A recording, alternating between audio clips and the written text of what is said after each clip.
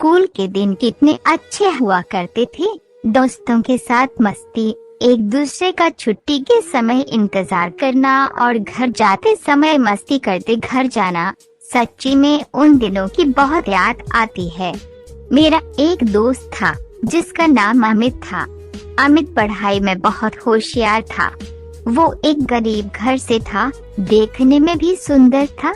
हर समय पढ़ते रहना उसे अच्छा लगता था और स्कूल के शिक्षक भी अमित को पढ़ता हुआ देख बहुत खुश होते थे। वो हमारे स्कूल का टॉपर बच्चा था। अमित अपने माता पिता की एक ही संतान थी और वो अमित को बहुत प्यार करते थे। अमित हमारे स्कूल का सबसे सुंदर लड़का था। कक्षा की सब लड़कियां उसकी दीवानी थी। अमित की नशीली आंखें हर किसी को अपनी ओर आकर्षित करती थी। अमित बहुत ही अच्छा लड़का था। हर कोई उसकी तारीफ करता था। बात उस समय की है जब हम 10वीं कक्षा में पढ़ते थे। गर्मी की छुट्टियों के बाद जब स्कूल खुले तो हम सब ने स्कूल जाना शुरू किया था और पहले ही दिन अमित की टक्कर स्कूल में आई एक सुंदर सी लड़की के साथ हो जाती है। वो लड़की अमित को बहुत भला बुरा कहती है, लेकिन अमित उसको ही देखता रहा और मुस्कुराता रहा। जब हम अपनी कक्षा में गए तो आगे वो लड़की हमारे ही कक्षा में थी। दरअसल हमारे शहर में उसके पिताजी की बदली हुई थी और इसलिए अपनी 10वीं की पढ़ाई पूरी करने के लिए उसने हमारे ही स्कूल में दाखिला लिया था।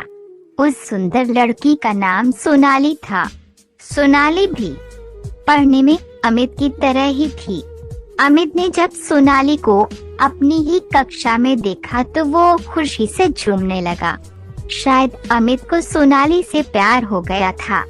सोनाली थी ही इतनी खूबसूरत, उसके लंबे बाल, बड़ी बड़ी नीली आंखें और उसकी वो मुस्कान हर किसी को अपना दीवाना बना रही थी।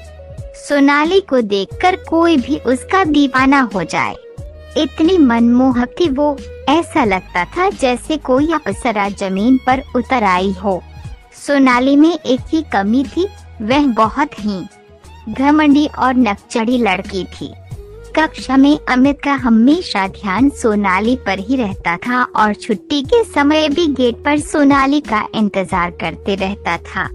सोनाली को इस बात की भनक भी नहीं थी कि अमित उसे पसंद करता है। एक दिन जब अमित के दोस्तों ने मजबूर किया कि वे जाकर सोनाली को प्रपोज करे, तो अमित भी बहुत हिम्मत जुटाकर सोनाली के सामने जाकर खड़ा हो गया और उसके सामने दोस्ती का प्रस्ताव रखा। लेकिन सोनाली बहुत ही गुस्से से बोली कि मैं तुम जैसे मिडिल क्लास लड़कों से नफरत करती हूँ, और ये कहकर वे वहाँ से चली गई। अमित एकदम टूट गया था। वह चुप चुप रहने लगा था, न दोस्तों के साथ मस्ती, न ही अब वो सोनाली को देखता था, बस अंदर ही अंदर रोता रहता। एक दिन जब शाम को अमित अपने पास की दुकान पर घर का कुछ सामान लेने गया था तो वहाँ एक औरत भी थी जो काफी थकी हुई दिख रही थी। और जैसे ही वे अपने घर को जाने लगी तो अचानक उनको चक्कर आ गया और वो जमीन पर गिर गई। अमित ने जल्दी से एम्बुलेंस को फोन किया और उन्हें हॉस्पिटल ले गया।